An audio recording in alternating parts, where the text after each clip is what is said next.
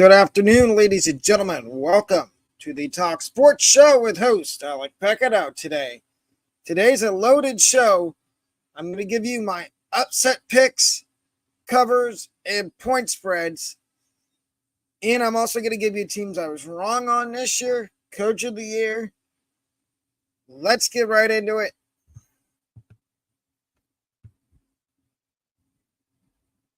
Here are my upset picks for Saturday games. My number 6 upset is Colorado plus 10.5 over Arizona.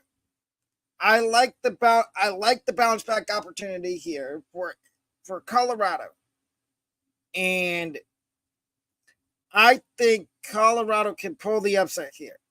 Arizona's riding high. They've won 3 games in a row. They're 6-3. Which honestly, I don't think anybody had them going 6-3. And not even me. I had Arizona going 5-7 and not making a bowl game. It looks like they're going to make a bowl game. My 5th upset is Sam Houston State plus 7.5 over Louisiana Tech. I like Sam Houston to finally get their first win of the season here. Louisiana Tech doesn't scare me at all. That is why I have the upset with Sam Houston State plus 7.5. My 4th upset is Rutgers plus 1 over Iowa. I think the magical run for Iowa is going to run out on Saturday against Rutgers. I don't like how the point spread is this low. That is why I'm taking Rutgers in the points. Plus 1 for the upset. My 3rd upset number 3, San Diego State plus 3.5 over Colorado State. I know a couple weeks ago I talked about San Diego State and how boring they are to watch. I might be regretting saying that because I might have to take back that statement that I made a couple weeks ago on San Diego State when I had that guest on the show, Rico. Shout out to Rico Knows again. Go find him on TikTok at Rico Knows. But back to this.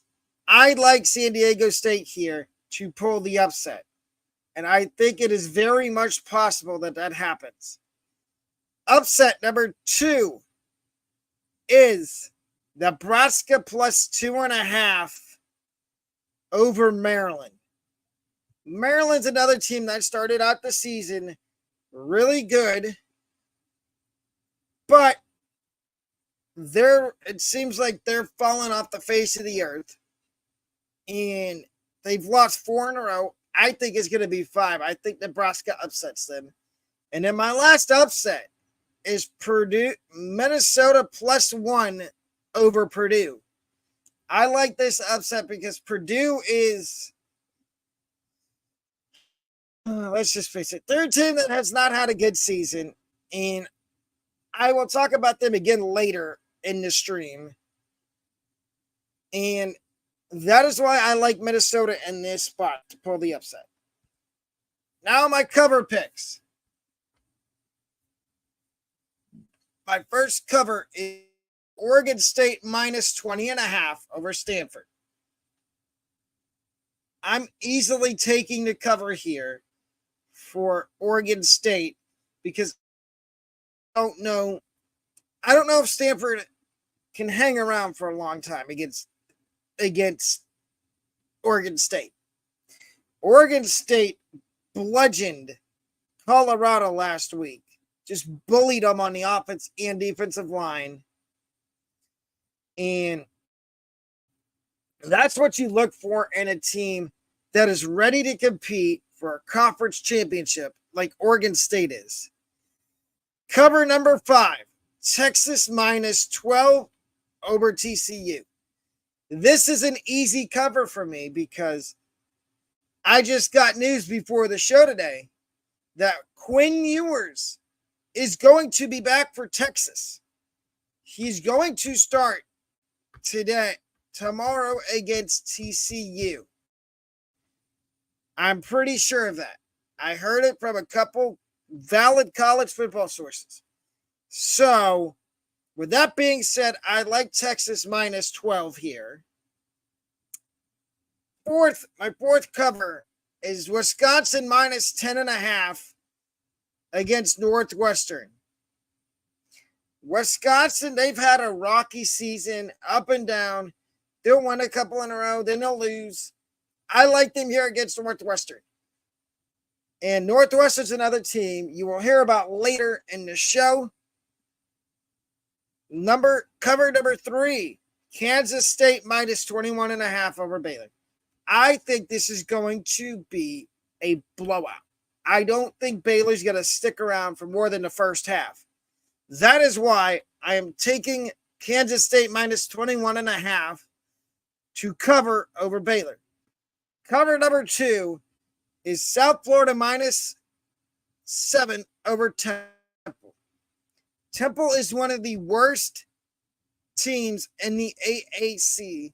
I know they won last week, but that was a fluke win. Can they do it 2 weeks in a row? I don't think they can. That is why I have South Florida covering minus 7 against Temple. And my number 1 cover this week is Ohio State minus 31.5 over Michigan State to cover the point spread. I think Ohio State is going to blow out Sparty and beat them really bad. And I'm sorry, Michigan State fans, but I don't think this is going to be much of a game against Ohio State. I think y'all are going to get beat really bad. Over-under. My number 6 over-under pick is Oregon and USC. This point spread this over-under has been between 73.5 and 70. Now today it's 75.5. So if you want to jump on this, and of course, as you see, I'm taking the over. I like the over in this game for one reason. Neither team has a defense. USC, we've seen it the whole season. They can score with the best of them, but they cannot get a stop on defense to save the game or to save their season. Rice and UTSA is the next game. The over-under here is 57.5, and I think I'm going to go with the over. I like a lot of points being scored in this game. This next one, Michigan-Penn State. I was having a tough time deciding whether I wanted to go with the over or whether I wanted to go the under. And what made it easier choice for me is seeing that it went back up to, it was 44.5. Then it went down. No, then it went up to 48. Then it went back down. Now it's at 44.5. And I think there will be a reasonable amount of points scored to hit the over here. And this is the first big test for Michigan. If they pass this test, then they will get credit. Not from only me, but from other content creators that do college football shows like I do, and other college football fans in general. Number 3, Sam Houston State, Louisiana Tech, under 48.5. I love the under in this one. Both of these teams are horrible. Sam Houston State has not won a game yet. You saw that I took them to pull the upset. Like I said, I do like the under in this game. And it's because I don't think they're going to score more than 40 points. Pitt and Syracuse. This is a game between two teams that are just Syracuse. I thought at the beginning of the season, I thought they were going to actually be good, but it appears I'm wrong. Because if you look at the line here, it's under, over under 37 and a half. I'm taking the under. I think this is going to be a boring game that's probably going to end up 21-7, 21-14, somewhere around there. And my last over-under is Virginia Tech versus Boston College. Minus 49. Over-under is 49 and a half. I'm taking under 49 and a half points. I've seen Boston College can score. Virginia Tech has surprised a couple teams this year. But I don't see more than 49 points being scored in this game. If I did, I would take the over in a heartbeat. Easily take the over. But I don't see there being more than 49 points scored. So that is why I like the under. My best bets for Saturday now. Take North Texas. This one's for tonight because it's SMU North Texas tonight.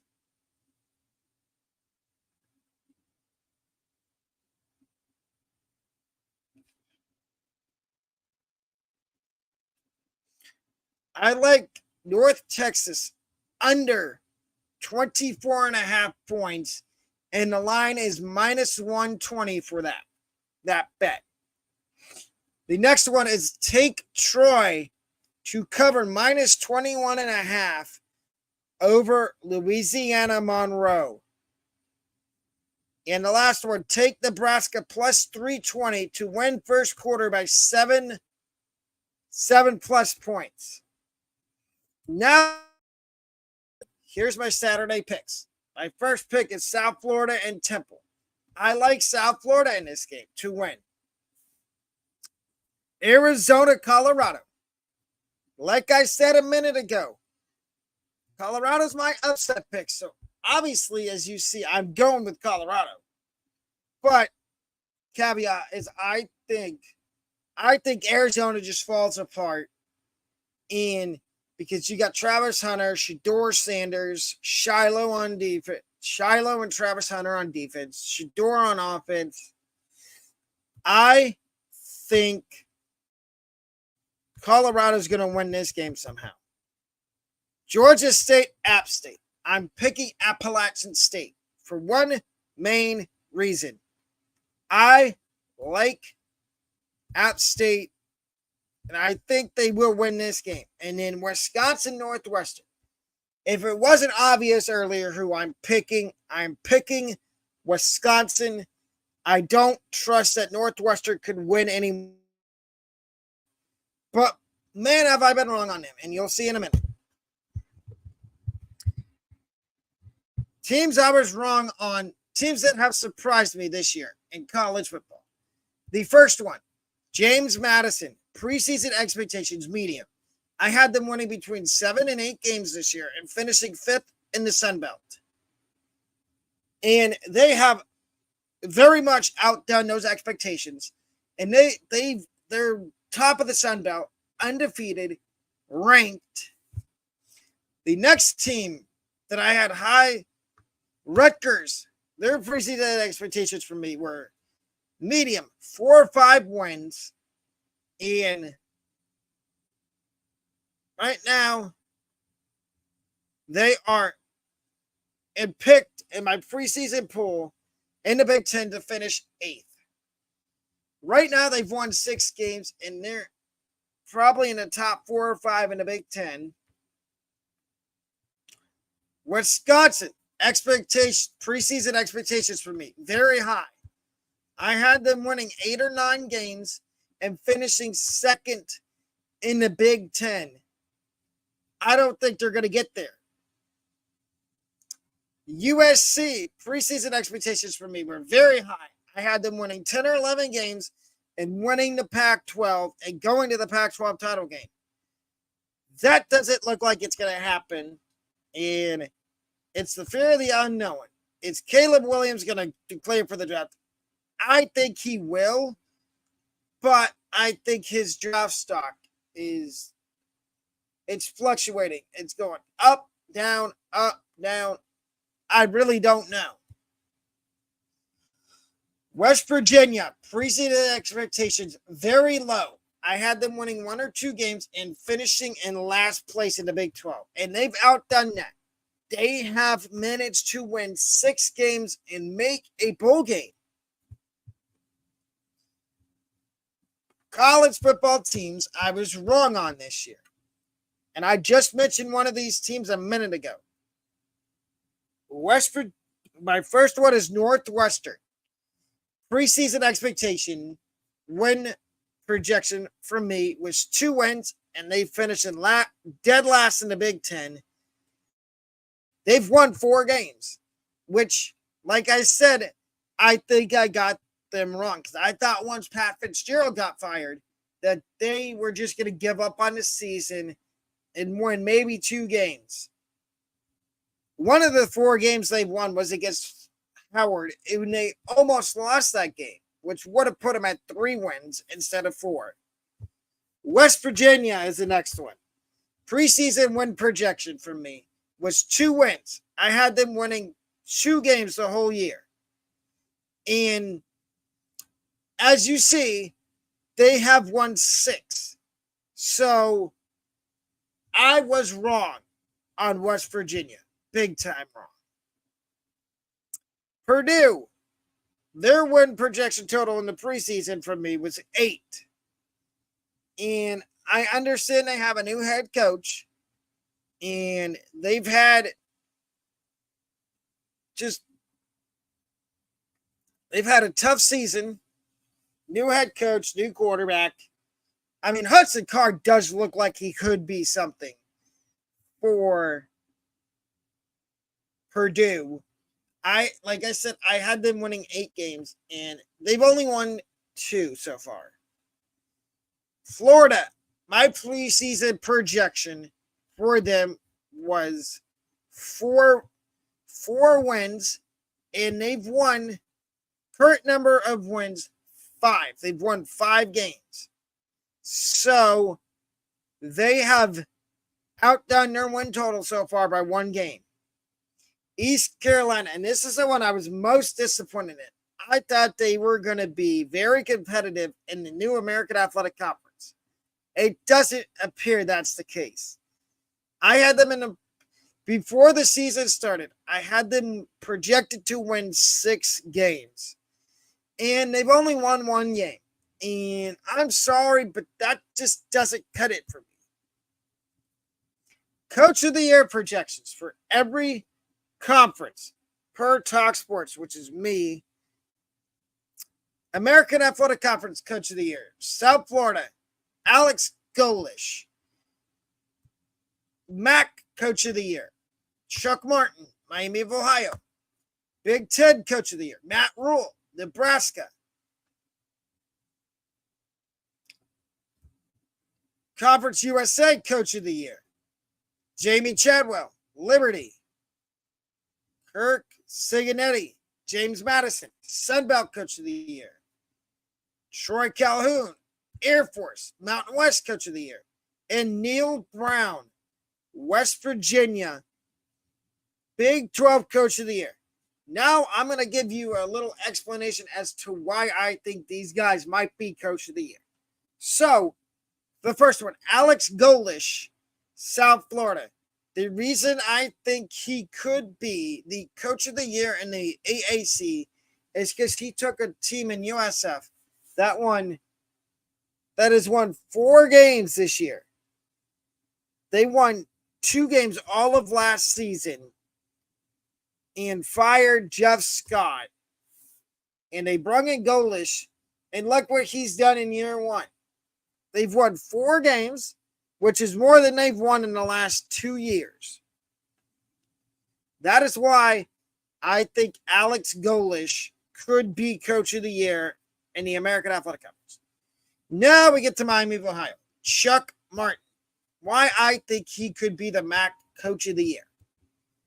For one, look at what Miami of Ohio did last year. They had an okay season last year, but it was nothing compared to what they did this year. And Chuck Martin's brought Miami of Ohio from, I think they won 4 games last year. Now they've won 8, and they have a chance to get to 10 wins. if they win their last 2 games, which I think is very possible because they beat Akron and they were supposed to beat Akron. And that is why I think Chuck Martin could be Coach of the Year for the Big Ten Coach of the Year. Matt Rule from Nebraska. The reason I think he could be Coach of the Year in the Big Ten is because look at Nebraska last year. They were absolutely atrocious. And now look at them this year. They've improved. They're going to mess around. They're going to make a bowl game.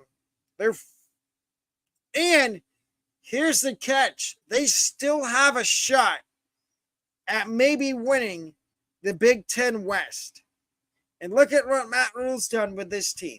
Like I said, he's won more games in his first year at Nebraska than he did when he was in his first year at Temple and Baylor. And that is why I think he could be Coach of the Year in the Big Ten. Now the Conference USA. Liberty, Jamie Chadwell. Here's my reasoning behind why I think he could be the Coach of the Year.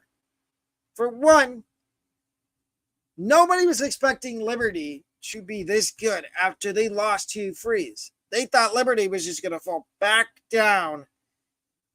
They were going to fall flat on their face and maybe won 5 or 6 games. Newsflash, they've won 8. They're undefeated and ranked. Jamie Chadwell is a darn good head coach. Just look at what he did at Coastal Carolina with them. All the success he had there. That is why he got hired to be the Liberty coach once Hugh Freeze left. And that's why I think he deserves votes for Coach of the Year in Conference. Now, Sunbelt Coach of the Year, Kirk Singanetti. The reason I think he could be Coach of the Year for James Madison is because last year they had a decently good year, but nobody expected, I don't think anybody expected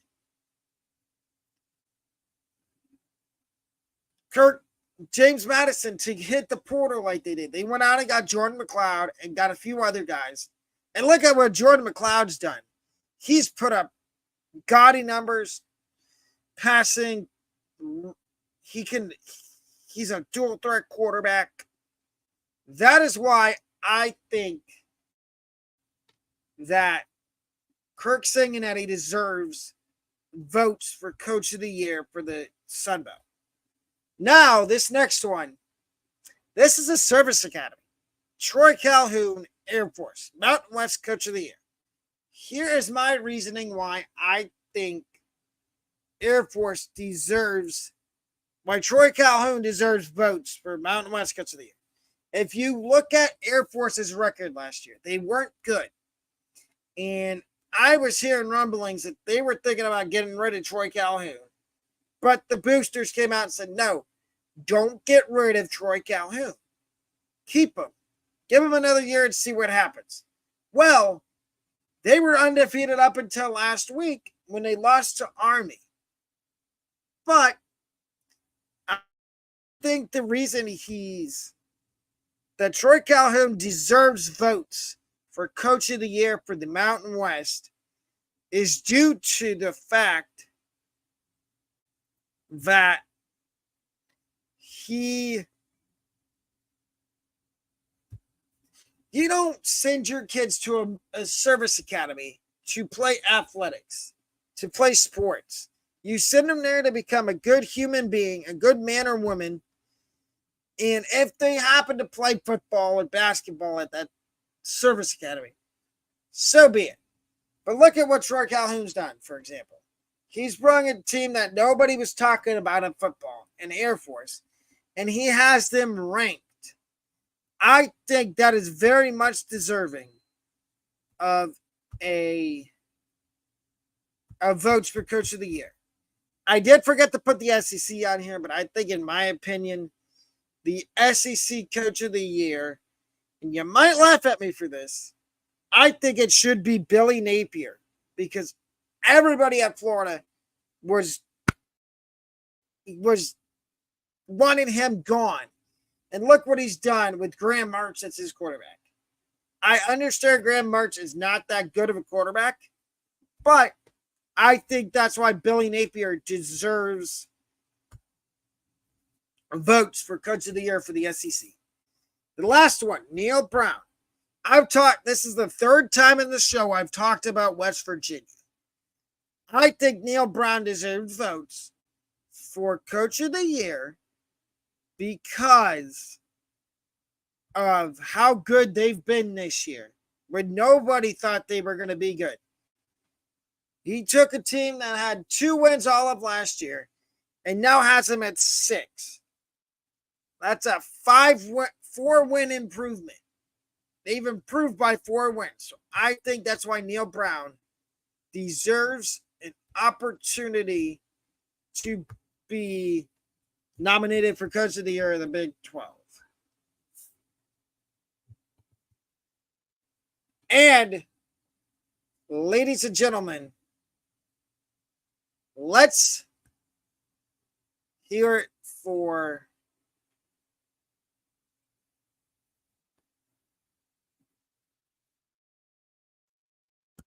my favorite. Here's 3 coaches I think that probably will get either fired or their contract bought out. Number 1, Jimbo Fisher. He has had Jimbo Fisher, Texas A&M. He has had he's had too many opportunities to bring Texas A&M to a winning record and win the SEC West, and he hasn't done it. So I think if A&M wants to move on, and the thing is, I think A&M has his replacement on staff. I think Bobby Petrino would be the perfect replacement for Jimbo Fisher. Number 2, Shane Beamer, South Carolina. Now,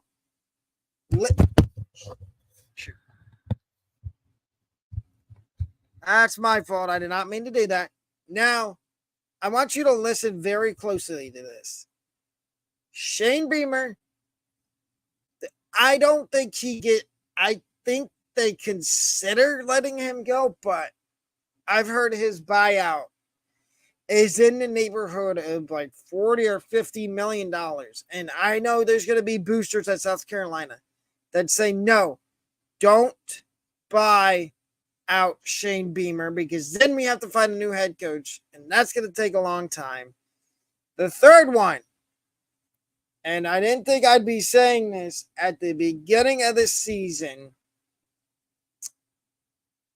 the head coach at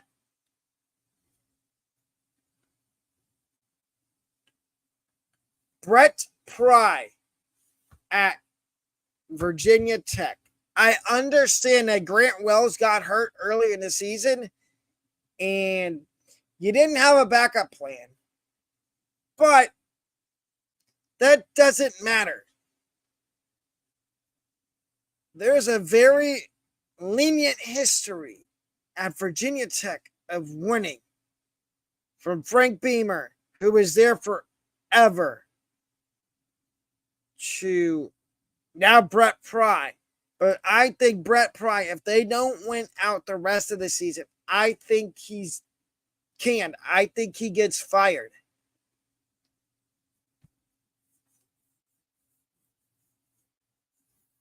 And ladies and gentlemen, last thing, I offer memberships.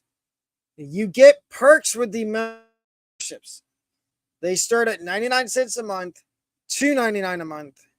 No, $9.99 a month, I believe, and $14.99. Like I said, you get perks with these memberships.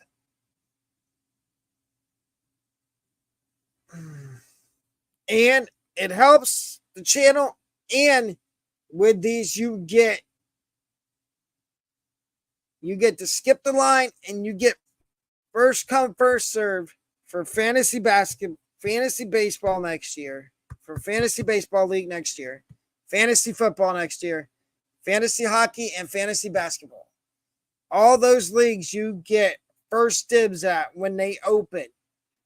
So if you want to be in any of those leagues, all you got to do is become a member. And it is simple and easy, like I said. It is very simple and easy to become a member of the Talk Sports family. And also, my Discord. If you're looking for my Discord, it is in the About Me section of my profile.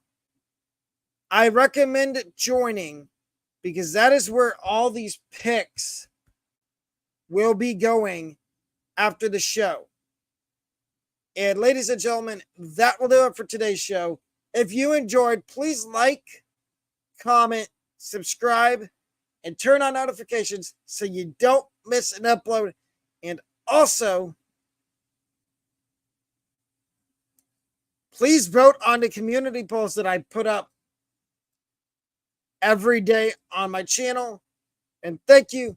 That'll do it for me today. Have a great rest of your day.